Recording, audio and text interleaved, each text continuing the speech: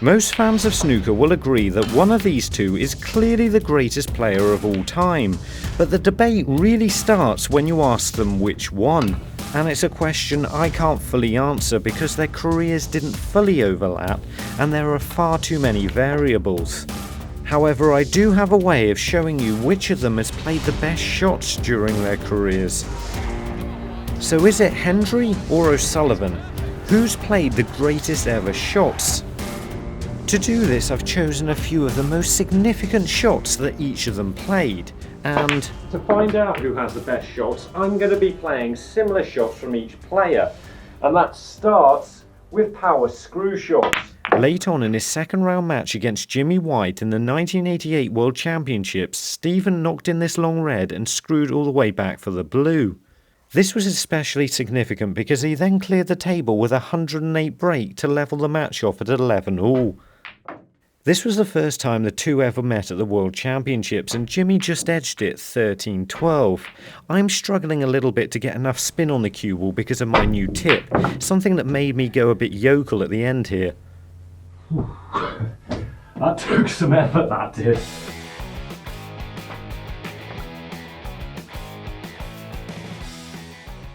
Let's compare that to this screw shot from Ronnie on the other side of the table.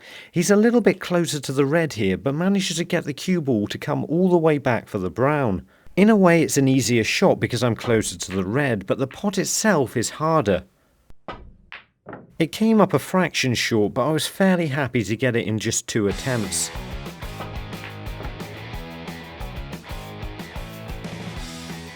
Ronnie had the slightly harder pot there, but I think Stephen just edges this one because he screwed back slightly further from slightly further away. So that's 1-0 to Stephen, although I could have probably found better examples of Ronnie's cue power. But maybe this will make up for it. Here we're looking at skillful positional shots, and here Ronnie O'Sullivan plays a Judd Trump-like shot against Judd Trump. This is definitely a lot harder than it looks. You've got to get very close to the yellow and the black here with a lot of right hand side and a small amount of backspin. It's really tough to hit the reds, and even if you do, you can be very unlucky and get a double kiss like I did on my first attempt. Here I clipped the black and it nearly worked out for me, but again I was a bit unlucky with the position. Something else I should mention, the game wasn't won at this stage for Ronnie, so getting this right helped him win the frame. Was pleased to get this in 4 attempts because it was a tough shot.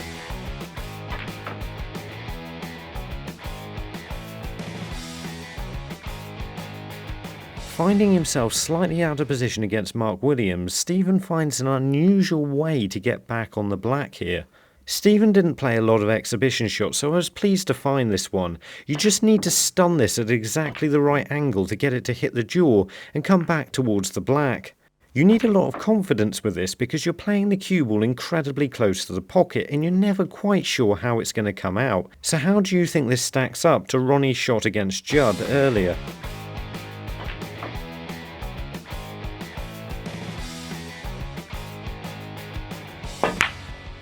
Stephen played quite a fun little shot here, but Ronnie's was definitely a lot harder to play, so he clearly wins this one. Which makes it 1-1, and as things are starting to heat up, we're going to look now at pressure shots.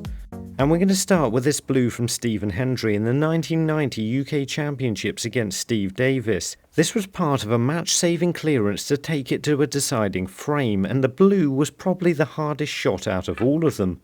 This was almost certainly the shot that began the Hendry era in the 90s and ended the Davis era, as he would never again win another UK or World Championships. In terms of pure significance, it's going to be difficult to find a more vital shot that Ronnie played. But we'll try with this shot that Ronnie played against Ding while compiling his 12th ever professional maximum break. Go on, White. Go on, White. That is perfect. Obviously I can remember this shot, but didn't allow for how far the cue ball was away from the red. It's nearly 3 feet, and I'm nowhere near as good as Ronnie at playing a shot left-handed.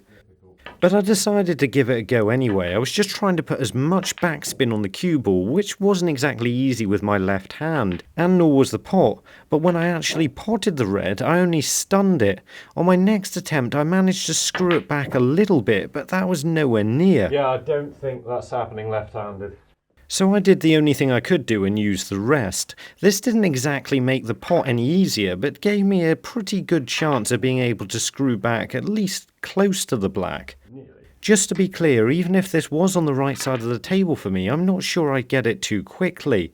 I then decided it would be best off if I placed the rest in the pocket. This meant I could get the head of the rest a little further away and actually manage to play the shot, and I was pretty happy with the result. Yeah, I mean, played it with the rest, but you'll have to be happy with that.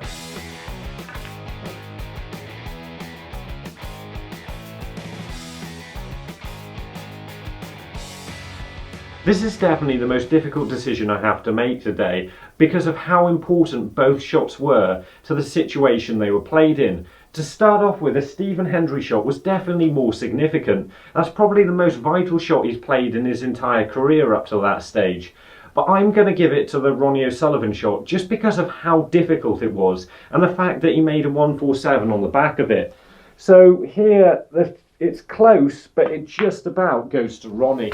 So even though Ronnie's taken a 2-1 lead, Stephen played a lot of good shots during his career, so there's still a long way to go.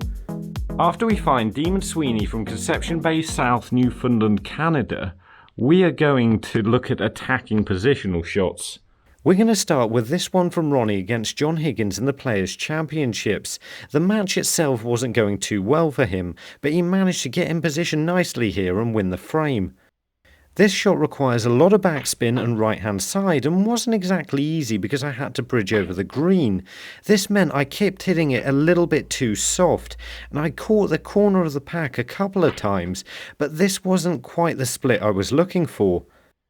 The problem was, in this awkward position, it was difficult to hit it hard enough, and I was pretty happy to get this within just 4 attempts.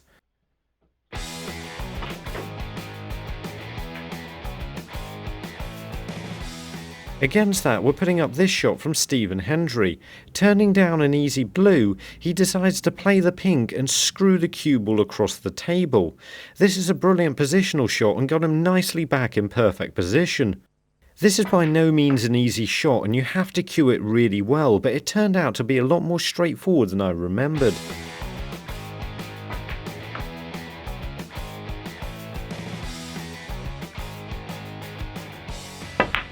So even though the Stephen Hendry shot was an excellent piece of cueing, this one clearly goes to Ronnie. This time it feels like I let Stephen down a bit with a shot choice, so let's go with something that favours him a bit more and playing shots out of the jaws of the pocket. But we're going to start with Ronnie, and this shot he played in the World Championships against Anthony McGill. It was a simple enough safety shot, but Ronnie chose to pot the red. I'm playing this with a small amount of left-hand side. I don't know if that's entirely necessary, but it seemed like a good idea. It's an incredibly tough shot from a very tight angle, and I kept missing and spraying all the reds everywhere, which was annoying, but eventually I managed to get the pot.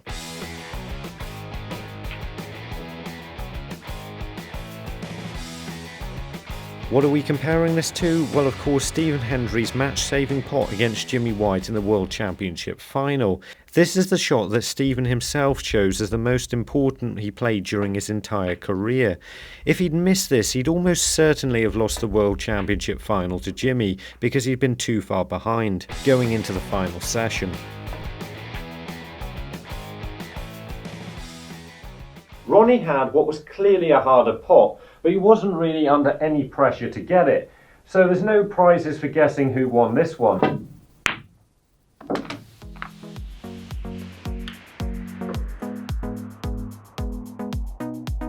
After we find the Pagan from Resolven in Wales, we're going to be looking at some technical exhibition shots. It doesn't look like Stephen's got a pot on here, but he manages to play one red off another and give himself a good chance against Joe Perry in the World Championships. This is by no means an easy shot. You just try to hit close to the right place on the second red and hope for the best.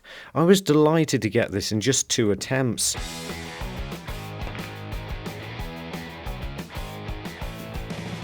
Ronnie's in a similar position here where he can't pot a ball, although he has already won the frame, so he decides to have a look at a plant into the far corner.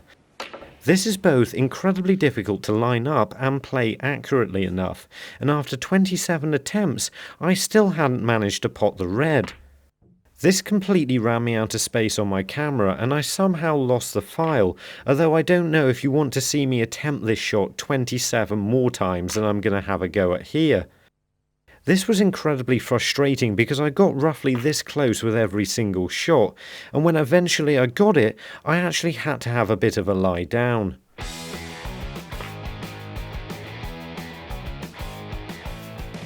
So in my opinion, Stephen's this type of shot was incredibly good, but the plant Ronnie had to play was just something else. Both of these shots were incredibly tough, but Ronnie's I think was even harder than the shot I had to play with the rest earlier. So as fun as this has been, I don't really think it's been a fair test, as Stephen's game consists mainly of potting a decent long ball and keeping in perfect position all the way through a break.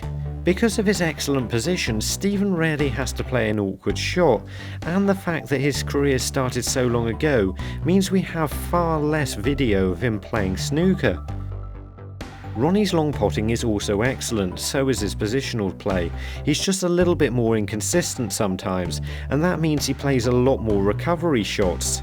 He also takes on a greater number of attacking shots, and because of both of these things, he's probably played a larger number of memorable shots than Stephen Hendry. If I chose more of their best shots, I still expect to end up with a similar outcome. So there we go, Ronnie's the winner, and we can now say the player who's played the best snooker shots of all time. Let battle commence in the comments section.